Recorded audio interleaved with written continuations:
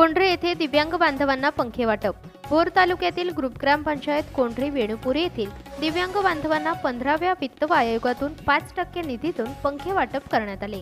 या 15व्या वित्त आयोगातून एकूण 10 दिव्यांग बांधवांना दिनांक 9 मे रोजी पंख्याचे वाटप करण्यात आले। दिव्यांग बांधवांना वाटप प्रसंगी ग्रुप ग्रामपंचायत कोंढरी वेणुपुरीचे सरपंच अजित पारठे तसेच ग्रामपंचायत शिपाई संदीप पारठे यांच्या उपस्थितीत दिव्यांग बांधवांना पंखे वाटप करण्यात आले।